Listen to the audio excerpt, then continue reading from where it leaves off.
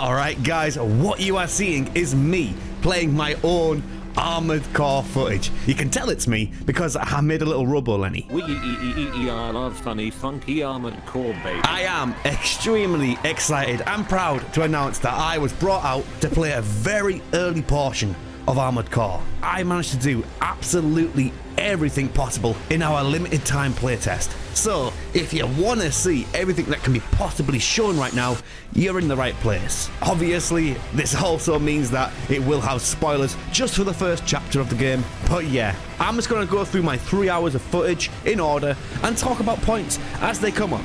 So at the start, I'll be explaining a lot of stuff, but as we go on, it'll feel more like a playthrough showcase. You start off with a bit of story and get placed right into some combat. And this combat is maybe some of the most flat out fun combat I've ever played from a FROMSOFT game. The way it works is that you have 4 weapons to shoot, all indicated by the 4 bars around your aiming HUD, and they're all fired independently by pressing L1, L2, R1 and R2 buttons. And messing around with all these different shooting options is just so fun. At first I was just kind of spamming them, but as you get more comfortable, this shooting style actually opens up some really cool options. Like for example, you could buy weapons that guarantee that at least something is firing at all time, that it can really keep on the pressure, and you can time those inputs independently. Or maybe you could just buy 4 massive cannons and just press every shoulder button at the same time, like boom. Like it's really fun that how the controller actually gets you kind of immersed like that. And if I had to compare it to something, I guess it's kind of like in Souls having a short sword build or an ultra great sword build. And speaking of Dark Souls, I've seen a lot of people saying Armored Core is a Souls-like game now because of the dodge. And having my hands on played, in my opinion, I think that's only half true. What makes it different is that you do not get iframes from this dodge. It's purely repositional. So for me, that stops this from making it like a true Souls-like. But what I will say is that the dodge has been opened up tremendously with the natural flying that you get, because now you can dodge like up. Like it's not just left and right rolling now, you can roll up like over enemies. I keep playing the tutorial stage and I get to the first boss. Nothing too crazy to show so far. This one's here to teach the player about stronger units having this little yellow health bar. And again, if I had to compare this to anything, it's kind of like Sekiro. Like once you build it up, you incapacitate them for a short while and all of your attacks do way more damage. But unlike Sekiro, this bar is filled up purely by offense rather than defense, which in my opinion opens up a much more interesting part of decision making. With my footage here, for example, like I'm holding on to my L2, which is a sword, like massive damage, but it becomes this, like, oh man, I really want to use my sword now to guarantee this posture break, but if I hold on to it, I'm going to do a bunch more damage with it once the posture break happens and it's on cooldown. So it's a really interesting piece of decision making that the player's going to have to make on the fly, and it changes from time to time on circumstances. It's really fun. After almost dying to the tutorial boss, not even close baby, the game begins improper. I'm not going to talk about the story here and whatever, but what I will talk about is my joint favourite part of this game alongside the combat, and that is the hub and mech building. First of all, the hub. This is where you will buy and change parts, upgrade certain slots and head out on your next missions. And something here which I'm absolutely enamored by, and something very easy to overlook. This is such a different hub compared to like things like Firelink Shrine, for example. Despite it literally just being menus, it still feels like your one and only safe place without ever really actually being there.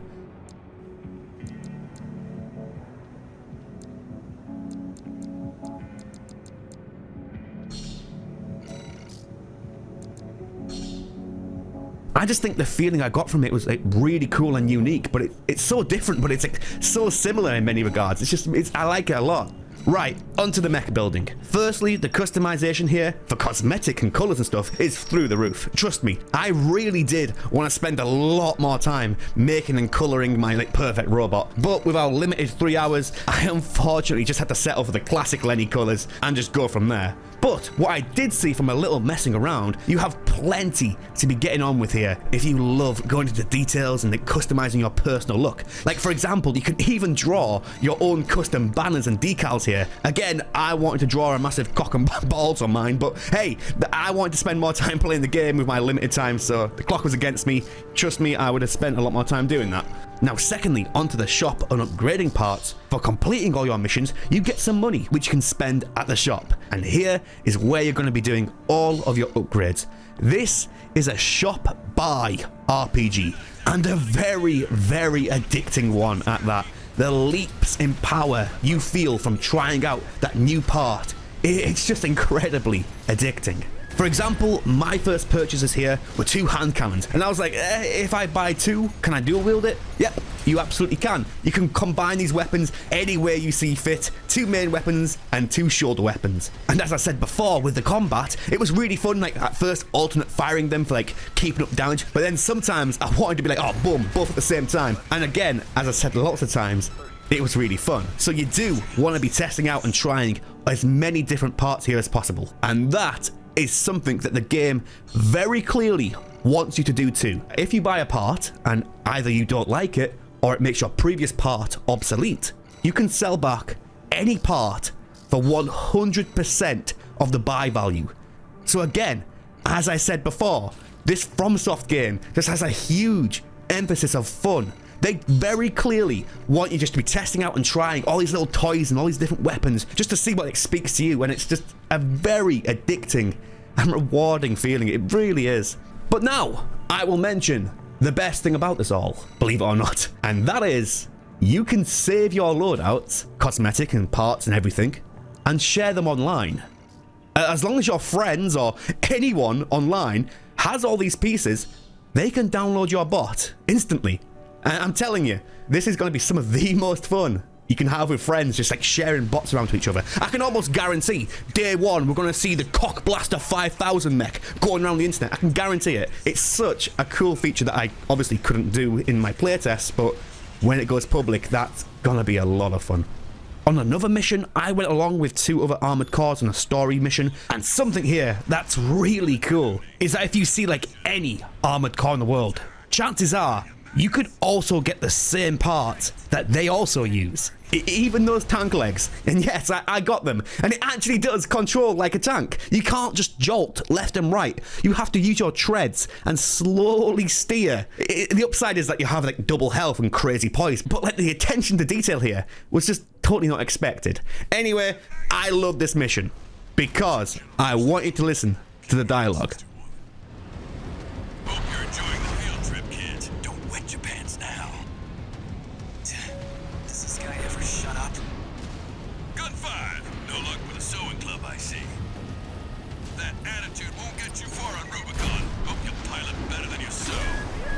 Did you hear that? That is FROMSOFT NPCs having fun personalities. I love Souls, but for a while, all the NPCs saying stuff like, oh, thine pallid soul bequests not thine nature. It's like all that shit starts getting a bit old. Now here, it's again just like so much fun and refreshing to see a FROMSOFT NPC going, ah, well, fucking A, it's time to get down to the sewing club, bitches. It's time to go shopping. Boom, back to the shop. More and more parts get unlocked as you go. And something here very much worth mentioning is the lack of repeat weapons you unlock. I was really expecting to be, okay, we have the auto rifle version 1, version 2, version 3, etc. But no, as I unlocked more, there were no repeats. Every time something new, a shotgun, a laser rifle, a sniper, a napalm launcher, it just kept hitting you with these new ideas. Next mission, I was taking down this huge mining walker. This mission acted a bit different because at first, it was a lot like a stealth mission. The mining walker charged up this big massive laser and blew my cock off a bunch of times. But once I got up to it, it then turned to this huge combat raid, blowing up the legs first, then the smaller defensive units, then finally the huge power source. And watching it crash down at the end was an amazing spectacle. A fitting end for something built to fail.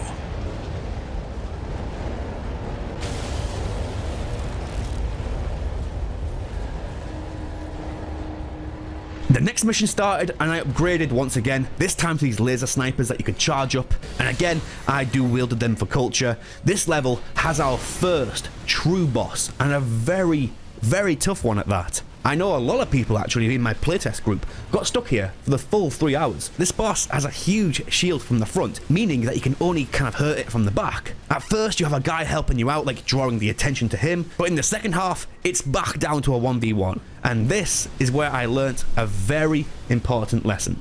I was flying way too much. I mean, you can't blame me. It's really fun, but it drains your stamina like crazy. So for the moves that you actually do need to dodge and fly, I was getting slapped. Beating this boss was pretty challenging for me. It actually took me really focusing for the first time, and rather than just spamming my attacks, timing the big hits and saving the big damage for the posture break, stuff like that. Eventually though, I did manage to get it. It's really funny here, like when I break his posture, but then everything goes on cooldown, so I just kind of stand there for like 5 seconds. But yeah, this one, when you guys get to play, will be the one to teach you how to play this game in proper. But eventually though, I did hit the final mission for our demo with the big boss at the end for chapter 1. Something I've not mentioned is to set the scene. We were told in our playtest group that if we even managed to get this far, very few would be able to beat it. And yes, this is very true. I got my cock blown off big time. It's very, very hard to describe some of the lessons I learned with the game here to someone who hasn't played themselves. But at this point, the game isn't joking around. It assumes you know exactly what's going on, and it's not going to hold punches anymore. And it just goes down to that classic Dark Souls feeling of now you gotta remember movesets and you gotta know exactly what to do against them. This one took me around about half an hour to 40 minutes. But then finally, I got this run, which I'm just going to play the footage of because it's a very cool finish.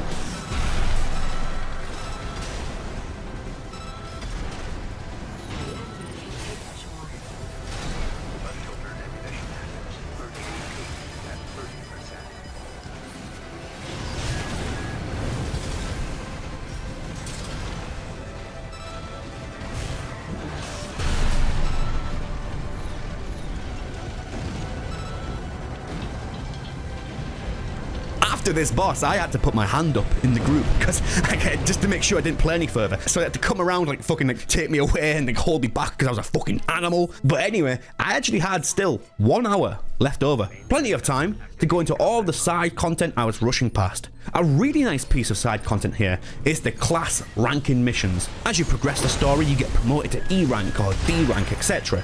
And with these ranks, you get 5 or so core versus core fights just in the menus. You can do it anytime you like. And these were a lot more fun than I expected, especially since in Souls, fighting against like NPC invaders were probably some of the weakest fights there, in my opinion. Some of these were pretty tense, and as always, if you see any parts here, it's very likely you can get it for yourself too. Unfortunately for them, however, the Cock Blaster 5000 had the most expensive part in the shop for every slot. They just really couldn't do much about that. For doing these missions, you get these little upgrade slots that permanently change your character. Stuff like your healing item heals for more, you get like a completely new move that you can do, the list goes on. I completely forgot to level any of this when I was playing, and it probably made things a lot harder, so yeah guys, don't forget about this one. And with my last 10 minutes, I redid the last boss that I struggled so hard with the most expensive parts I could buy from the shop in every slot at that moment. And I beat it in 2 minutes. As I said before, the leaps in power you feel from buying that new item in the shop, it's just so addicting and so fun. And that just about wraps up my time with Armored Core. Going into this all with absolutely zero knowledge and expectation, honestly, was probably a good thing. Because I'm telling you, they had to pull me away from those computers. I've said it a few times, probably every sentence in this kind of video, but I will say it one more time. This is just some of the most flat out fun I've ever played in a game. Of course, it still does exhibit the classic FROMSOFT traits, such as the difficulty, but in my opinion, there's such a clear-cut emphasis on solid, fun, addicting gameplay here.